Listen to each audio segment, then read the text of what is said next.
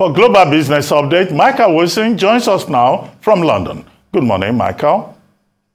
Good morning. Good morning. So as far as Asia is concerned, then a slight climb there, and it's all on the back of Alibaba, which I'll come on to in just a moment. Hong Kong is up nearly 2%, Shanghai Composite up about 0.25%. China has also warned, this is important too, also warned that it will, in its own words, retaliate if the Taiwan president Tsai Ing-wen, she is going to the United States. If she meets and discusses things with Kevin McCarthy, who's the US House Speaker, then they will retaliate. I don't know what that actually means, but that's what they're saying at the moment. Now let's get on to Alibaba, up 15% on the Hong Kong Stock Exchange, 14% on Wall Street. Reason being, it's going to cut itself into 6 separate business groups, which may even have IPOs attached to them. This is all about returning shareholder value to those people in Alibaba. Those with a slightly longer view may see this also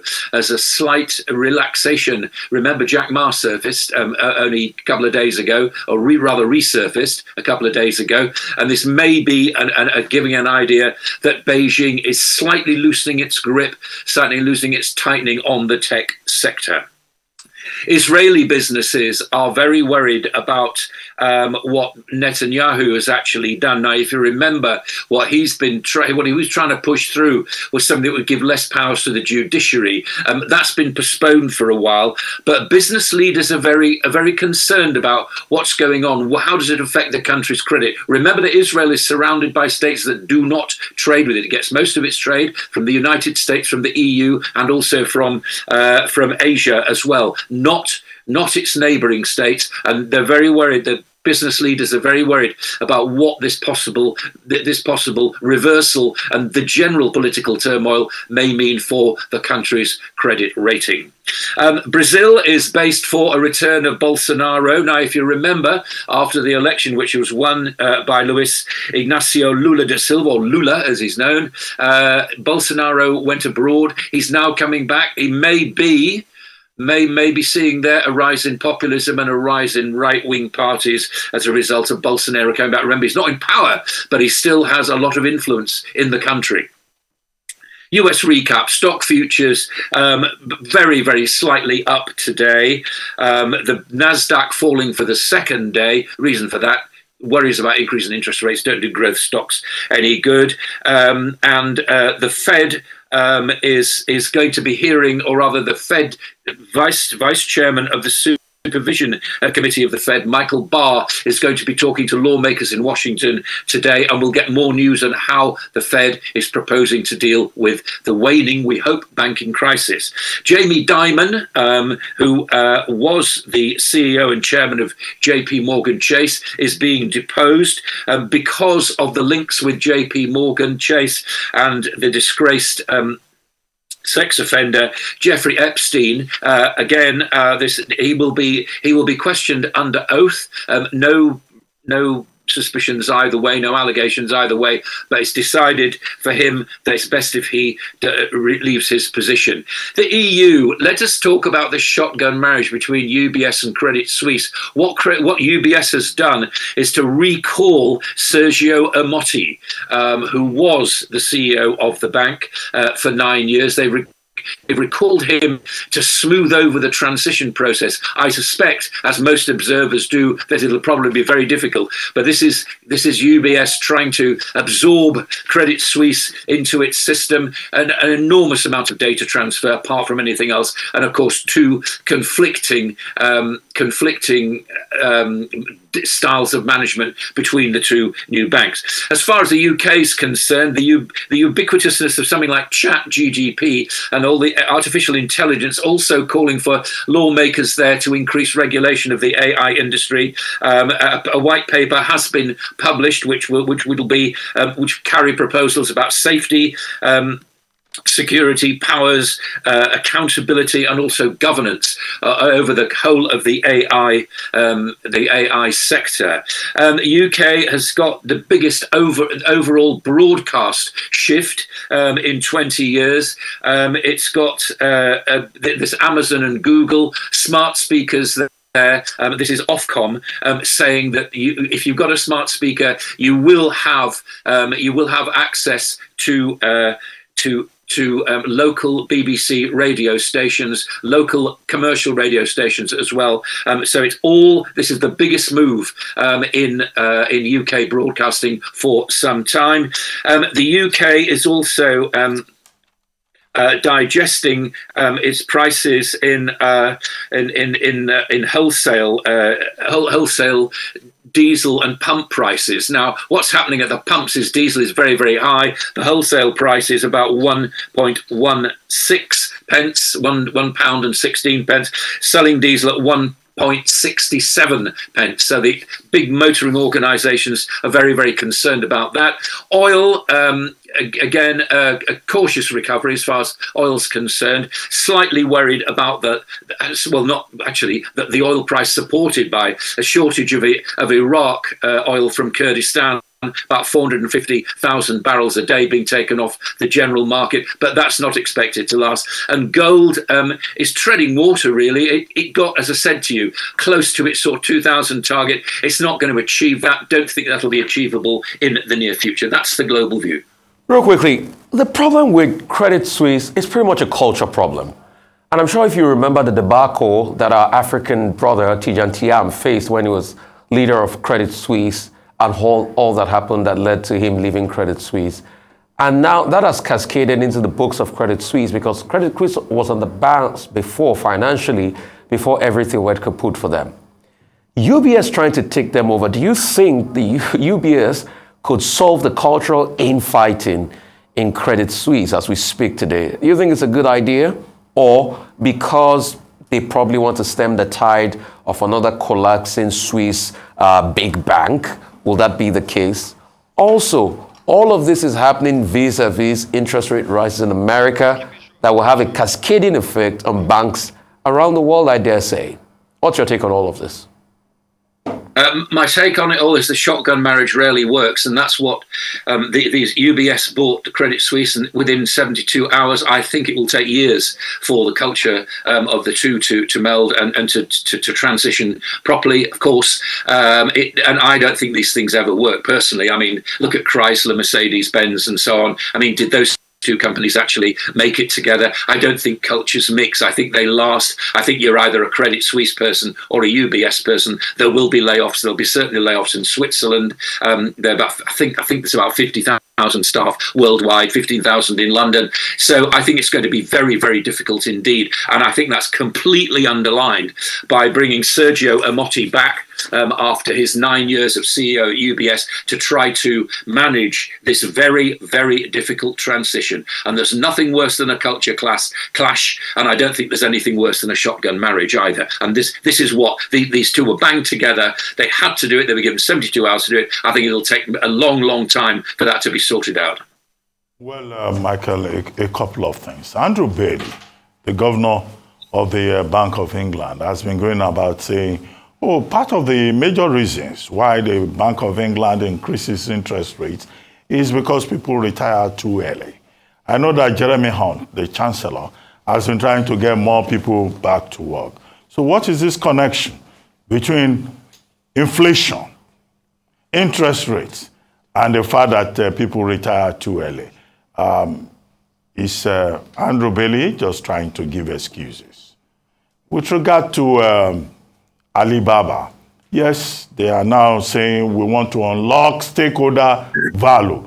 Is it stakeholder value that the company really wants to unlock, or it is trying to sidestep regulatory impositions on the technological sector by the Chinese authorities? Or would this unbundling, if we may use that phrase, translate into greater profitability?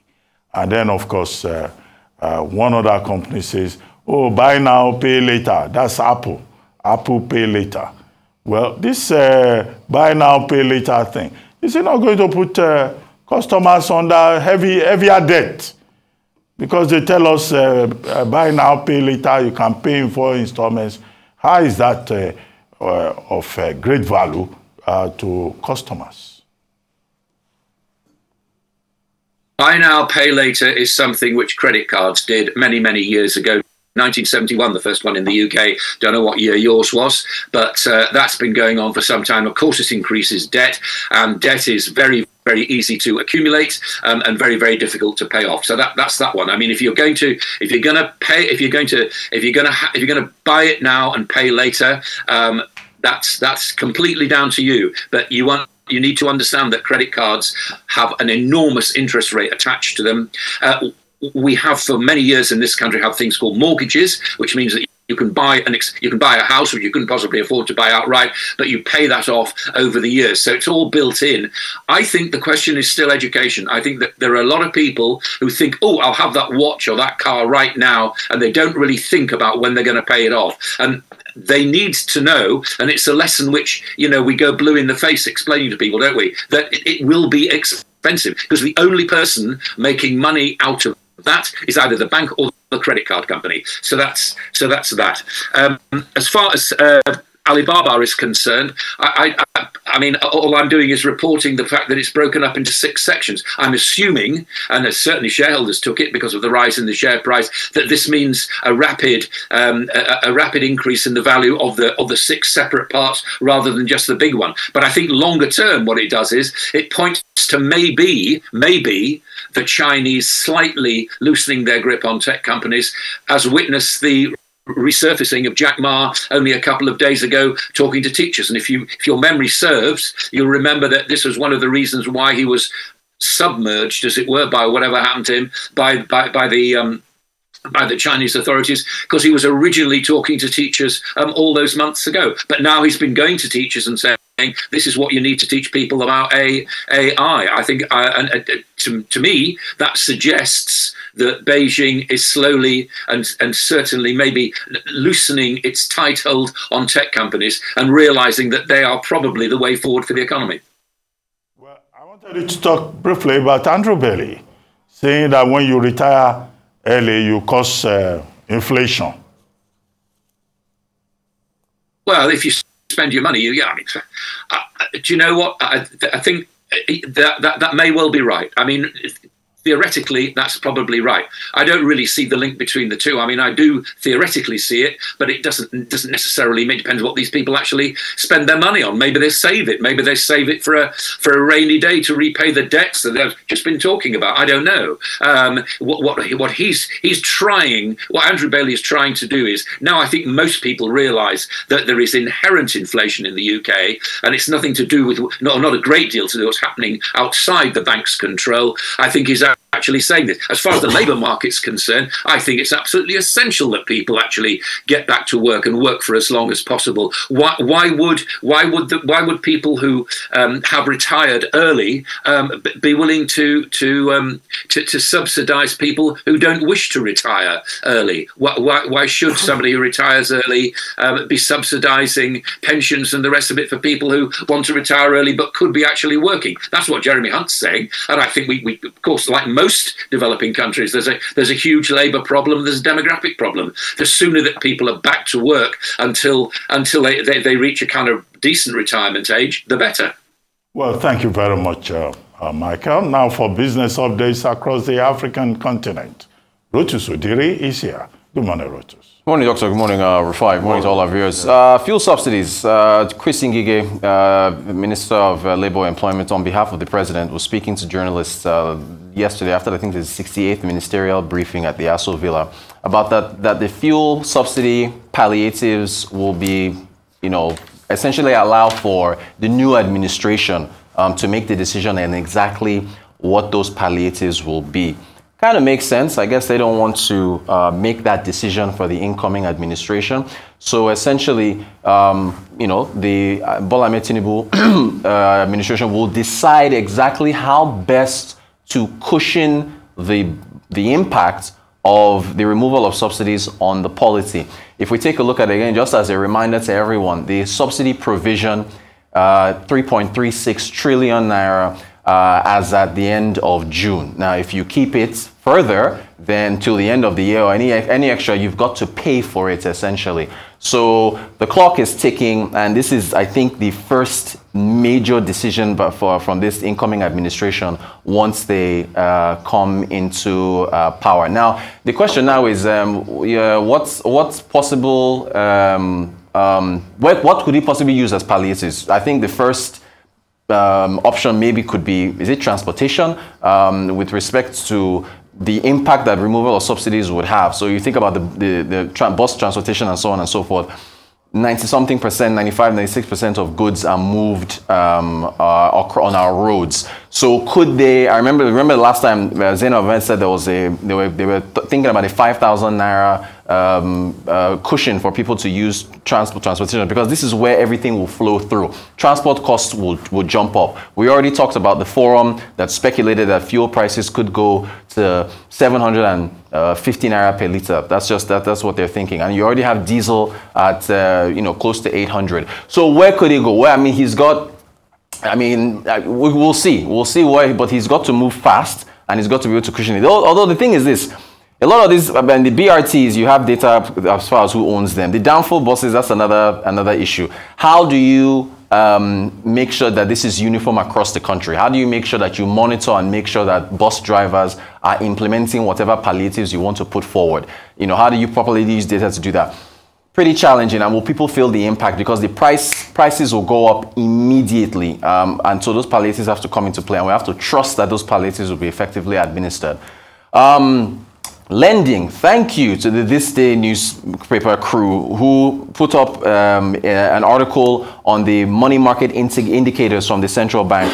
With the monetary policy rates going up to 18%, you've seen the money market indicators, which is on the CBN's website. This is their homepage for stats, going up. If we look at the maximum lending rate, is now 28.75, and this is the rates for people who are least credit worthy. So that's what they have to pay. The prime, I think it was 27.61 or so. It jumped up by 190 something basis points. The prime lending rates for people who have the best credit scores remained at 13.62 compared to January. But how many people do you know that get rates even at 13%? How many people do you know on everyday conversation? Oh, hi, Rufai, I just got a loan to buy a house the other day. Or Dr. Abati, I just got a loan to start a new business, and it was, 12 or something percent. It's to marry a new wife. Or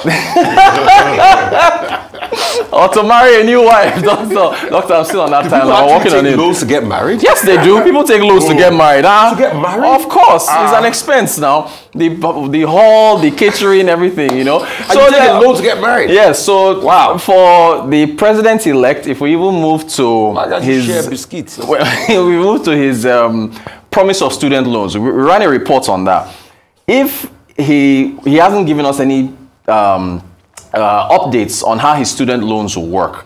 But if you think about whether he wants to give student loans at, I don't know, what if he says 9%, 10%? With where rates are now, he would have to subsidize whatever interest rates he wants to give to students. So look, it's all in the mix. I don't know how you two see this playing out over the next month or so, but the clock is ticking. That's our update from... and the interesting thing is that those rates are floating. Sorry, can I give you a quote? I'm so sorry. The NICA, the National Institute of Credit, let me get the National Institute of Credit Administration. The higher the monetary policy rate, the higher the interest rate charged on loans and lines of credit offered to MSMEs in the country. High interest rate is an albatross to any MSME. If you want to...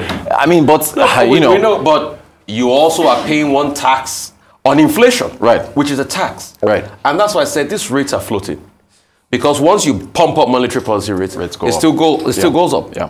So we need to be able to tackle the problem of inflation, because it is only when inflation comes down to a certain extent. Already now we are doubling our inflation, our CBN targets, which is about 9%. That's correct. It's only when the inflation rates come down that we are able to harmonize, and it's as simple as that. So I still see. Probably the new administration will need to be able to take more loans to be able to balance that, but that's the sad reality. You see, because when you even talk about the palliatives, what data do we have on ground? How many commercial buses? You see, palliatives are good in a system where most of the value chain of transportation is controlled by, central government or companies that are bidded for by the central government. Right. But in Lagos, look at the far cry. Apart from the BRT buses, the last mile buses, individuals control them. That's right. So what are the stats of those buses? That's right. How can we cushion the effect for those buses so we can have a knock-on effect on people that are going to use them? So we'll have to have a lot of empirical planning as regards that to be able to get the figures out. But definitely subsidies need to go, because that's 6 trillion. What was our revenue target? About 9 trillion. Yeah, we only did about 5 So if last year. 5 trillion, so subsidy this year, if we were to run into the end, even surpass our revenue target for last year or what we made. So the problem is Nigeria has a revenue problem. And that's why subsidies need to go. And a debt problem. And guess what? Nupeng is already saying, oh, build the refineries, build the refineries, build the refineries. And let me say it here, Rotus, I don't make arguments that are not empirical. If the new incoming government removes subsidies, I'll be the first to support them in my analysis, because it's the empirical way to go. The only thing we can fight for is palliative. Because I'm seeing Nupeng also make the argument that no, fix the refinery. Even if you have tons of very good refinery, you will still buy petrol almost at the rate at which you're buying for. Yeah. So let's not make arguments that are not valid. Yeah. Please. True. Between 2016 and 2019, Nigeria spent over 16 trillion naira, 16.7 trillion naira on subsidy. Amazing. So the argument, an old argument, dating back even to the Obasanjo years, is that it is not sustainable. You have to remove it. Okay. The story you brought is about palliatives. When we discussed this earlier this week, right? The issue is, some people are proposing in terms of palliatives, you have to look in the direction of public transportation. You have to look in the direction of agriculture so that you bring down food inflation, which is responsible for the high inflation rate in Nigeria. Yeah. But these are not new ideas. I keep saying, in 2012, we tried it. Yep. Now, the government of the day, the Jonathan government, established what is called the Subsidy Reinvestment and Empowerment Program, SURE-P. Yep. The first chairman of SURE-P was Dr. Christopher Kolade, but with the objectives of creating jobs, improving on maternal and child health care, providing public transportation. It failed because at some point, Dr. Christopher Kolade himself resigned. He said, as a man of integrity, I can't be part of this. Yeah. So whatever palliatives you provide, the issue will be, how do you manage those palliatives? How do you deliver to the people? The third argument here has to do with, okay, can Asiwaju Bola Ahmed Tinubu get sworn in on May 29 and then keep the promise of removing subsidy? Once he's president of Nigeria, he and his economic advisors, Wale Eduanko, can come together and say, no, the time is not ripe. And they too could go back to what the Buhari administration did with the Petroleum Industry Act and say, no, let's give it another 6 months. We have to consult. And they will ask for memoranda from people, from stakeholders, and Pengasam will go there and say, no, we must get the refineries right first. And Nigeria will find itself in a bind. But whatever is decided, there's more suffering ahead for Nigerians after the election. The other issue was about lending rates. Yes, so Doctor. 28.75%. Yes. Well, if lending rate is 28.75%, and with all these uncertainties, it could be higher. Of course. There will be no manufacturing. The cost of borrowing will be too high. Everybody will suffer. There will be a cash crunch that will just translate into greater punishment for Nigerians. So Nigerians, prepare for your punishment. Oh, gosh. Sad reality. Sad reality, sir.